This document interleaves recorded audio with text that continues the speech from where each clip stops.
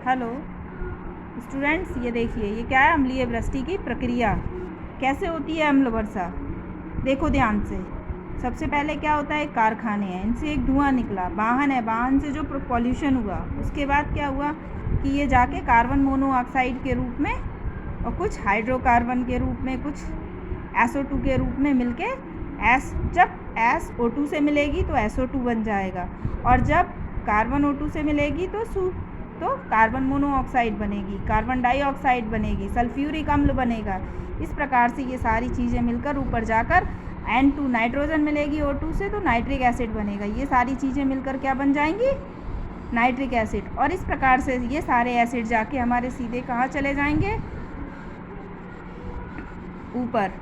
और ये तेज़ी से अम्लों में ये तेज़ी से अम्ल सल्फ्यूरिक और नाइट्रिक एसिड में ऑक्सीकृत हो जाते हैं और फिर शीघ्र ही जल में घुल जाते हैं, और फिर ये सारे मिलकर अम्ल वर्षा के रूप में भूमि पे गिरने लगते हैं।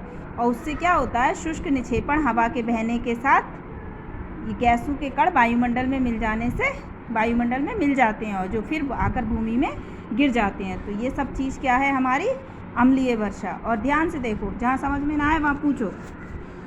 ये सब क्या है, अम्लीय वर्षा।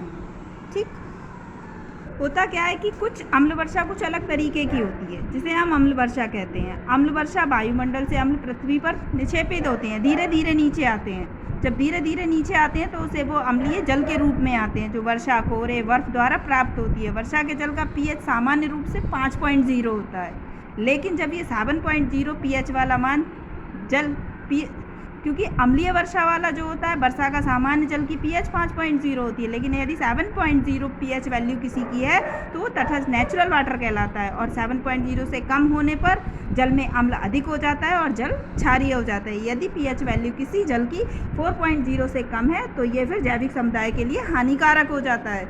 और नाइट्रोजन के ऑक्साइड, BOC, सल्फर डाइऑक्साइड वायु से अत्यधिक क्रियाशील होते हैं, और ये सारे मिलकर फिर जाके शीघ्र ऑक्सीकृत हो जाते हैं। ऑक्सीकृत का मतलब कार्बन O2 से मिलकर कार्बन मोनोऑक्साइड बना लेता है, और ये सब मिलकर ऊपर फिर जल में घुल जाते हैं, और उसके साथ फिर ये अम्लीय वर्षा होने लगती है। इस प्रकार से हम अम्लीय वर्षा का पूरा एक चक्र होता है, जिसे हमने इस चित्र के द्वारा समझा, कैसे कहाँ क्या हुआ। नाइट्रोजन ऑक्साइड बनी, सूर्य का प्रकाश मिला, उसके बाद ये शोरे का अम्ल बन गया HNO3, और फिर ये अम्लीय वर्षा के रूप में नीचे आ गया। हमने इधर भी देखा कि कैसे ऑक्सीजन के साथ कार्बन डाइऑक्साइड मिली, पानी H2O मिला, और जाके बादल में मिल गए, और वहाँ पे जाके इन्होंने H2CO3 के रूप में ये नीचे फिर वाष्पीकृत हो गए। तो आप ध्यान से देखें इस चित्र को, और जहाँ समझ में ना आए वहाँ कोई भी क्वेश्चन यदि आपके दिमाग में आ रहा है तो आप इसे अभी पूछ सकते हैं।